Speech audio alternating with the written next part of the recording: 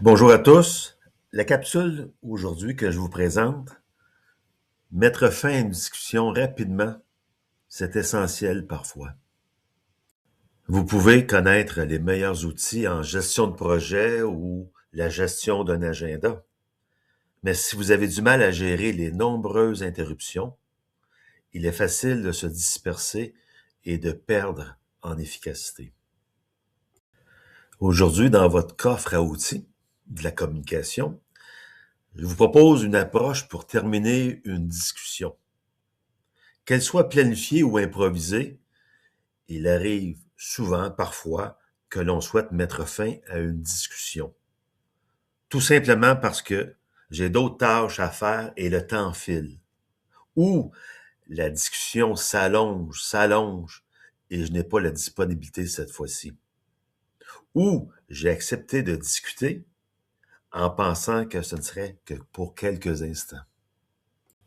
Combien de fois on veut mettre fin à une discussion, mais on ne veut pas offusquer, on ne veut pas brusquer, en tout cas on l'espère. Ou on veut préserver une bonne relation, on l'espère aussi. Alors, quoi dire, quoi faire? Une première astuce, simple et efficace, dès le départ, annoncer la fin de la rencontre en fixant une limite de temps.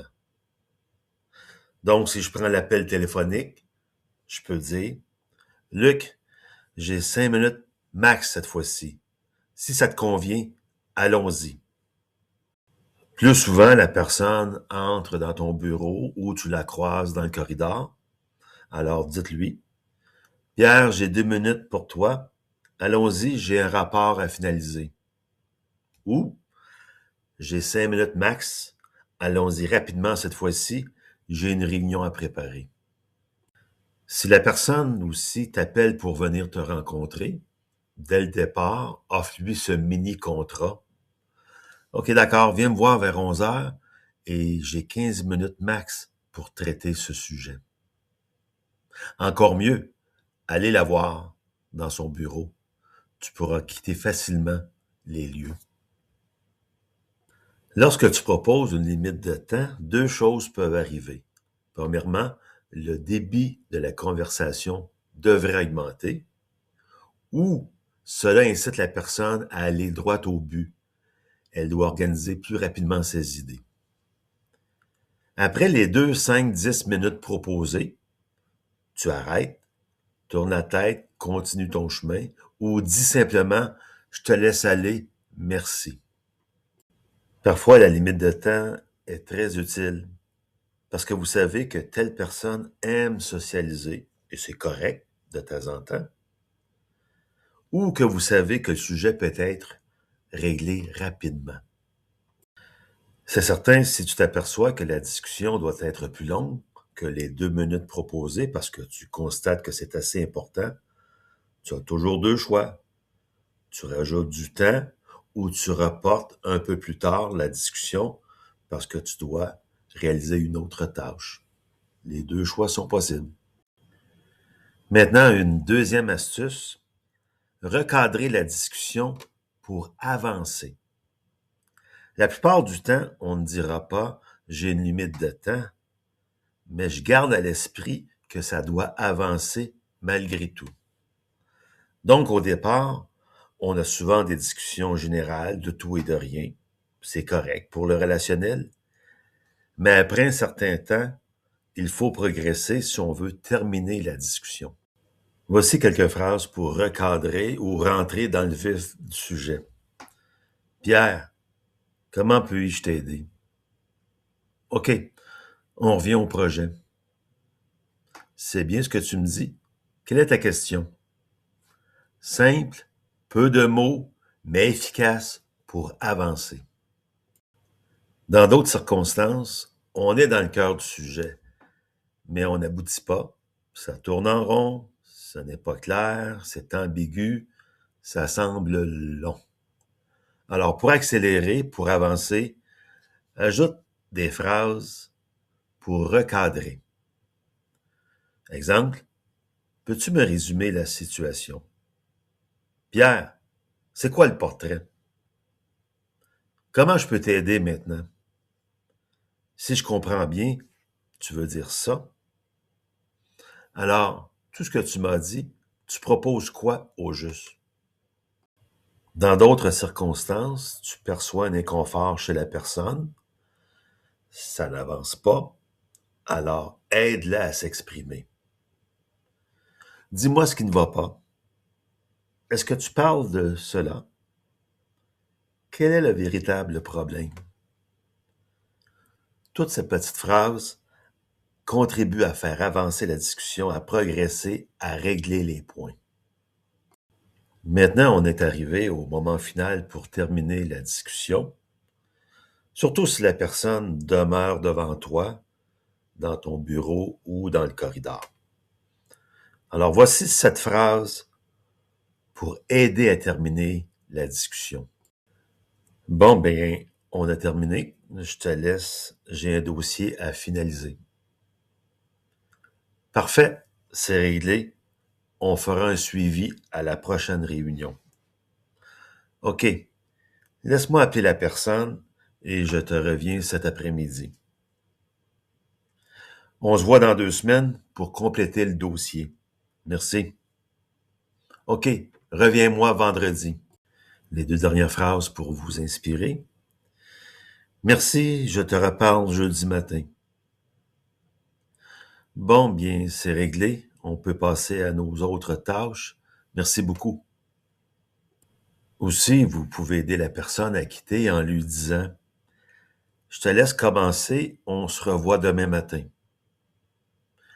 Je te laisse y aller et envoie-moi la réponse par courriel. Je te laisse à tes tâches, on se revoit vendredi. » Maintenant, si la personne ne quitte toujours pas, alors soyez un peu plus affirmatif, ajoutez une obligation. Exemple, merci Pierre, je dois absolument continuer. Je dois te laisser absolument. Il faut que je finalise ça tout de suite. On doit absolument arrêter ici. Je dois terminer tel projet. De plus, ajoutez des gestes qui appuient votre message. Coupez le contact visuel, tournez légèrement la tête, regardez ta montre, prendre un dossier, commencer à taper sur le clavier ou se lever. Je vous résume les 4 grandes idées. La première, j'annonce une limite de temps au besoin. Deuxièmement, j'utilise des phrases pour recadrer la discussion, pour avancer, pour aller droit au but. Troisièmement, je termine avec une phrase qui indique la fin de la discussion. Et quatrièmement, si la personne ne quitte pas, je deviens plus affirmatif en ajoutant une obligation, je dois quitter. Au téléphone, c'est plus facile de terminer une discussion. Juste un petit peu d'humour. Qui ne l'a pas dit, celle-là? Je rentre dans l'ascenseur, je suis dans le stationnement, je suis dans une zone, la ligne se coupe. L'objectif de cette capsule, ce n'est pas de se débarrasser de l'autre, mais de reconnaître que j'ai autre chose à faire dans quelques instants, et c'est normal dans le cadre de nos activités, donc on doit rapidement terminer la discussion cette fois-ci.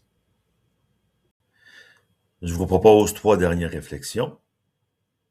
La première, c'est bien de terminer rapidement, mais il faut s'assurer que la discussion est réellement terminée. Voici des indices.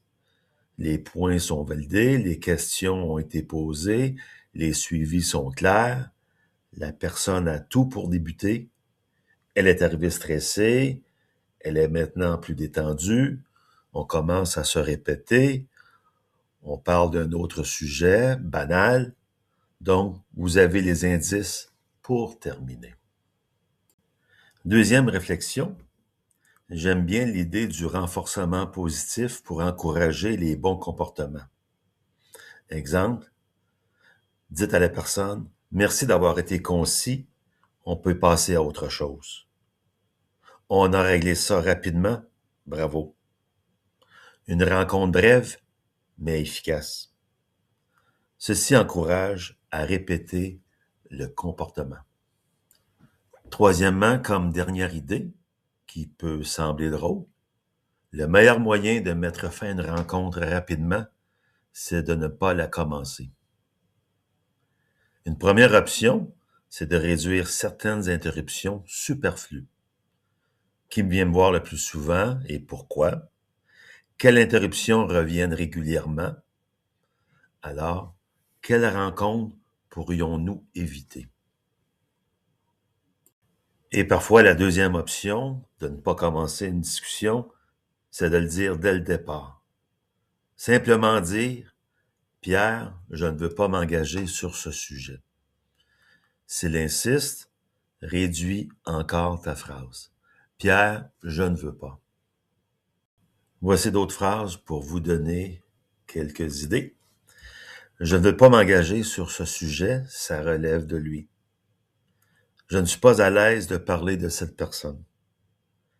Je t'invite à discuter directement avec elle. Pierre, ça a été discuté et approuvé. On va de l'avant. J'ai donné beaucoup sur ce sujet. Je passerai à autre chose.